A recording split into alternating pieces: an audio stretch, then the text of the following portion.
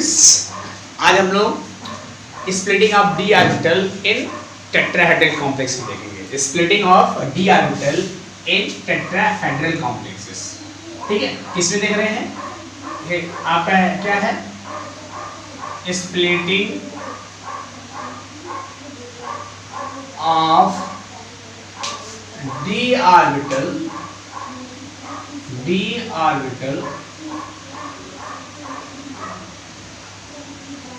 in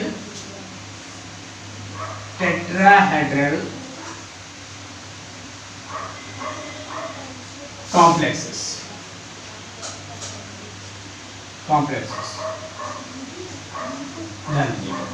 इसमें हम लोग अब डिस्कस करेंगे splitting of d orbital in tetrahedral. हमने splitting of d orbital in octahedral previous video में डिस्कस कर लिया है, तो अगर उसको देखना चाहते हैं तो मेरे प्रीवियस वीडियो को देख लीजिए, उस पर हमने अपलोड कर दिया। ठीक है, अब यहाँ पे हम करते हैं splitting of d orbital in tetrahedral. ध्यान देंगे, हम लोग डी ऑर्बिटल को ऐसे दिखाएंगे। यहाँ पे देखो डी ऑर्बिटल, पहले इसके एनर्जी लेवल दिखा देते हैं, इसकी एनर्जी लेवल दिखा देते हैं। ठीक है, और डी ऑर्बिटल कितने टाइप का होता है?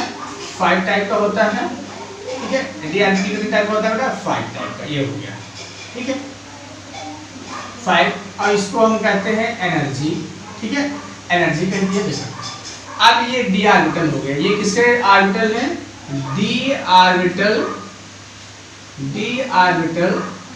Of metal ion. मेटल, ये मेटल आयन के हैं। ठीक है, अब देखिए, जब इनको लिगेंड अप्रोच करेगा तो इनकी एनर्जी क्या होगी? बढ़ेगी, और ये क्या करेंगे? हायर एनर्जी लेवल में चले जाएंगे। तो इनकी एनर्जी कुछ ऐसे बढ़ गई। अब देखो यहाँ पे कितने हैं? 1 2 3 2 5 डी ऑर्बिटल हो गए। ध्यान देंगे, ये आपके डी ऑर्बिटल हो गए। अब इसमें पुनः आप ध्यान दो, क्या ध्यान देना है इसमें? देखो एवरेज, यहाँ क्या लिखें? Average energy of orbital, average energy of orbital in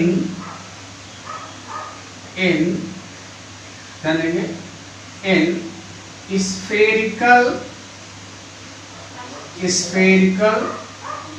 crystal field। Spherical crystal field, ध्यान दें, ये हो गया। अब देखो थोड़ा सा इसको ध्यान रखिएगा।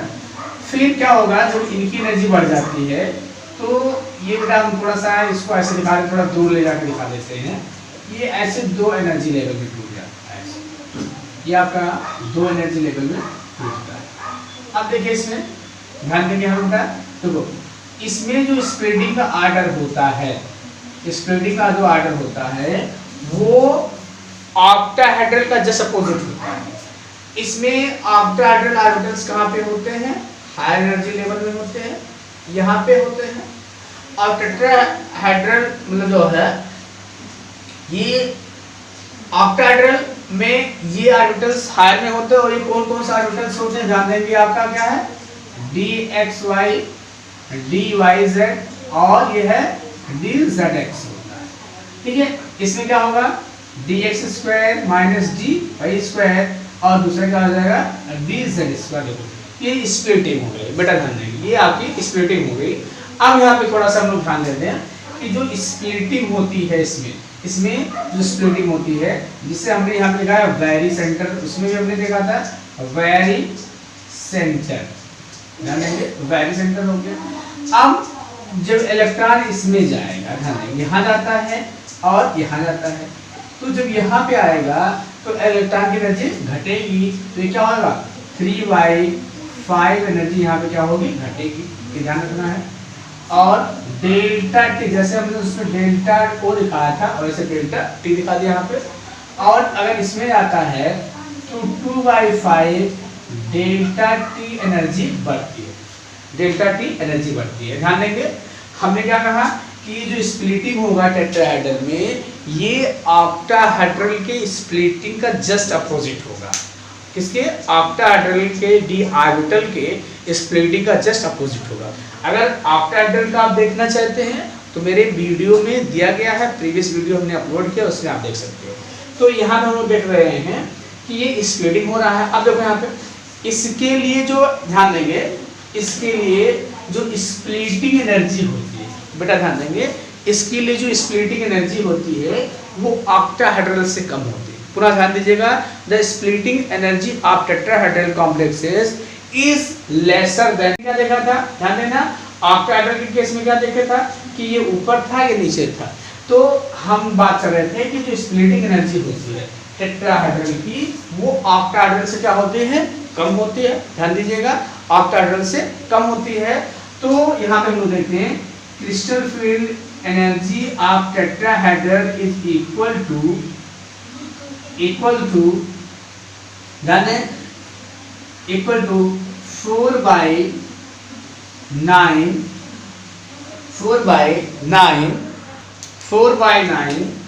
डेल्टा ओ। ध्यान देंगे, जो डेल्टा टी की स्प्लिटिंग एनर्जी होती है, ये ध्यान रखना है, ये डेल्टा टी की स्प्लिटिंग एनर्जी होती है, ये ऑक्टाहेड्रल से कम होती है, इसलिए delta T splitting energy is 4/9 and delta O. इस चीज को आपको ध्यान रखना है। अब देखिए यहाँ पे एक चीज हम लोग यहाँ से और देखना चाहेंगे कि जो स्प्लिटिंग है इसमें जो इलेक्ट्रॉन की फिलिंग होगी वो किसके अनुसार होगी। तो ये चीज आपको ध्यान रखना है, हमेशा अफबाओ और हुन्स रूल को ये फॉलो करेगा। It will follow Aufbau and Hund's rule for filling electrons in splitted d orbitals. पुनः एक बार ध्यान दे दो बेटा, क्लियर हो जाएगा।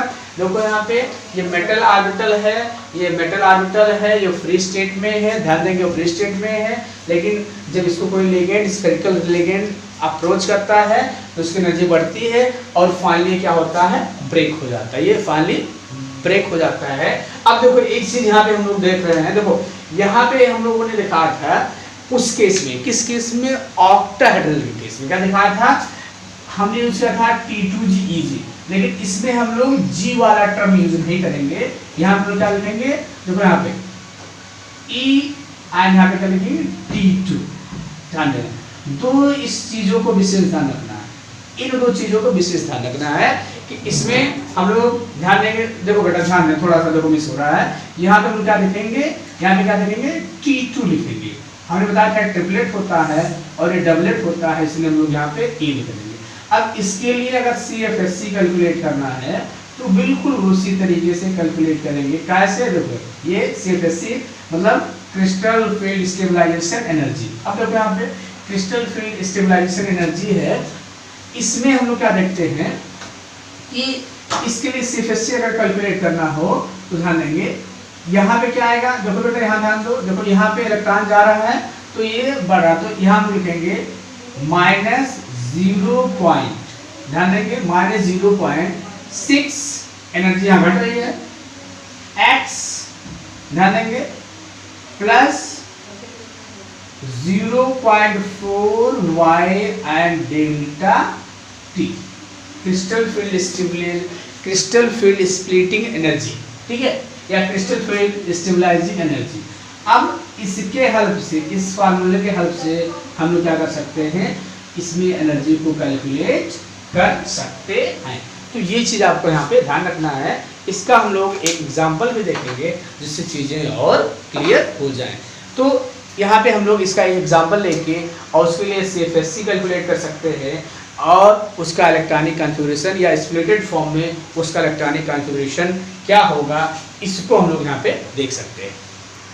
ये तो हमने क्या देखा है कि मतलब स्प्रेडिंग, लेकिन अगर हमें एक कॉम्प्लेक्स दे दे, ये कॉम्प्लेक्स दे रहा है, जैसे हमने देखा यहाँ पे देखा Zn और NH3 होल 4, ठीक है, ध्यान दीजिएगा।